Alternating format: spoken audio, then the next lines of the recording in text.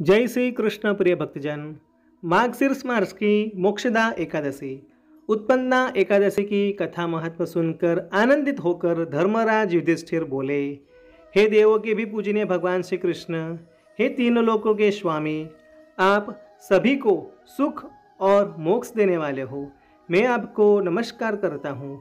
हे देवादिदेव, आप हित चाहने वाले हो, कृपा कर मेरी उत्सुकता को शांत कीजिए।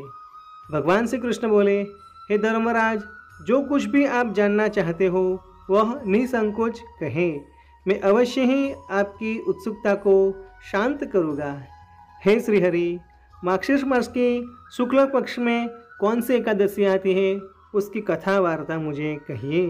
उसका नाम क्या है, उस दिन कौन से देवता की पूजा की जाती है और उसकी विधि क्या है, तथा उसका व्रत करने से मनुष्य को क्या फल मिलता है। भगवान, मेरे इन प्रश्नों का विस्तार सहित उत्तर देकर मेरी उत्सुकता को दूर कीजिए, आपकी बड़ी ही कृपा होगी।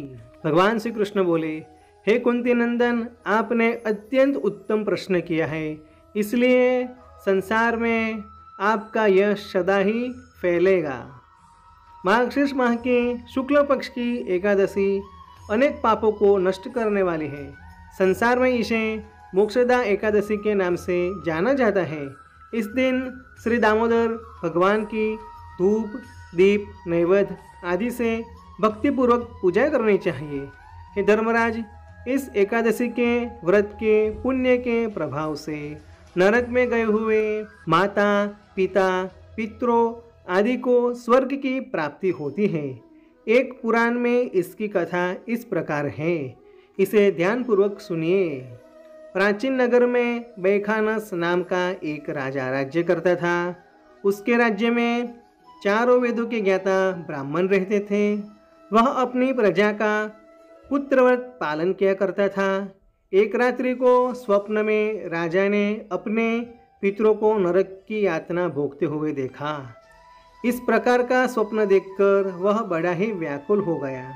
उसके बाद वह बेचैनी से सुबह की प्रतीक्षा करने लगा। प्रातः काल होते ही उसने ब्राह्मणों को बुलाकर उनके समक्ष स्वप्न की बात बताई।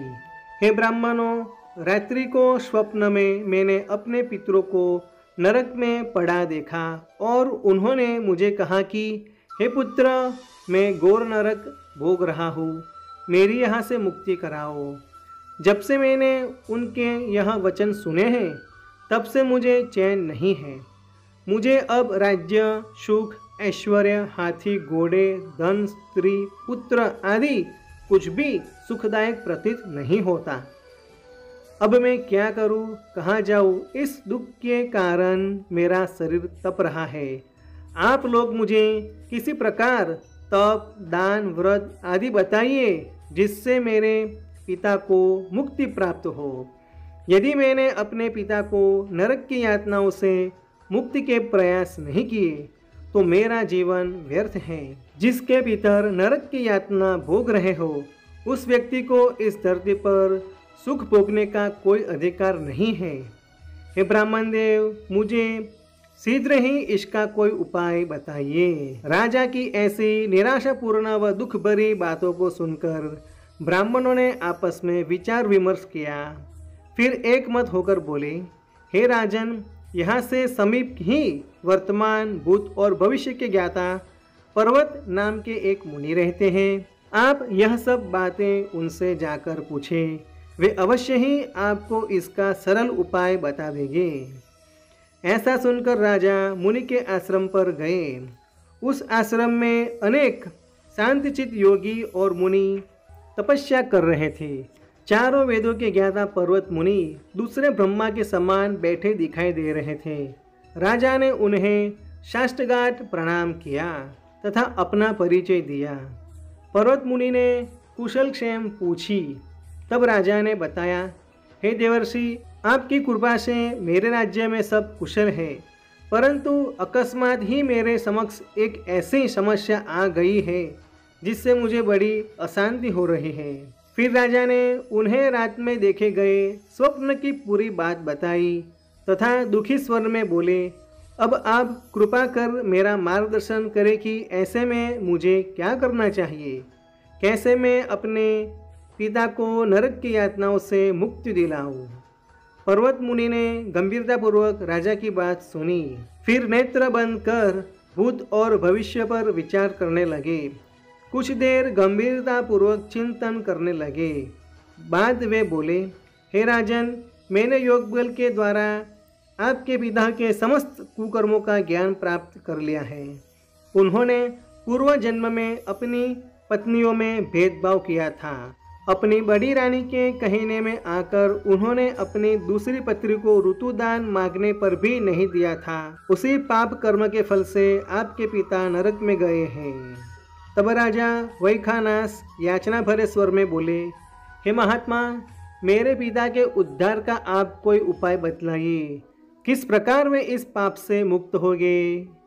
तब पर्वत मुनि बोले, हे राजन, मार्गशीर्ष माह के शुक्ल पक्ष में जो एकादशी आती है उसे मोक्षदा एकादशी कहते हैं। यह मोक्ष प्रदान करने वाली है। आप इस मोक्षदा एकादशी का उपवास करें और उस उपवास के पुण्य को संकल्प करके अपने पिता को अर्पित करें। एकादशी के पुण्य के प्रभाव से अवश्य ही आपके पिता की मुक्ति होगी। मुनि के वचनों को सुनकर राजा अपने राज्य को लौट आए और कुटुंब सहित मोक्षदा एकादशी का विधिपूर्वक उपवास किया। उस उपवास के पुण्य को राजा ने अपने पिता को अर्पित कर दिया। उस पुण्य के प्रभाव से राजा के पिता को मुक्ति मिल गई। स्वर्ग को प्रस्थान करते हुए अपने पुत्र से बोले, हे पुत्र, तुम्हारा कल्याण हो, तुम्हारा कल्याण हो। यह कर कर स्वर्ग चले गए। हे धर्मराज, जो मनुष्य मार्गशीर्ष माह के शुक्ल पक्ष की एकादशी का व्रत करते हैं उसके समस्त पाप नष्ट हो जाते हैं और अंत में वे स्वर्ग को पाते हैं। इस व्रत से उत्तम और मोक्ष प्रदान करने वाला दूसरा कोई भी व्रत नहीं है। इस कथा को सुनने और पढ़ने से अनंत फल मिलता है। यह व्रत मोक्ष देने वाला चिंतामणि के समान है, जिससे व्रत करने वाले की सभी मनोकामना पूर्ण हो जाती हैं। भगवान श्री कृष्ण कहने लगे, धर्मराज, हर इंसान की प्रबल इच्छा होती है कि वह मोक्ष प्राप्त करे। मोक्ष की इच्छा वालों के लिए मोक्षदा एकादशी व्रत बहुत महत्वपूर्ण है। पिता के प्रति पुत्र के दायित्व का इस कथा से उत्तम दृष्टांत दूसरा कोई नहीं है। अतः भगवान श्री विष्णु के निमित्त यह व्रत पूर्ण निष्ठा और श्रद्धा से करना चाहिए। ह्रीं नमो भगवते वासुदेवाय नमः।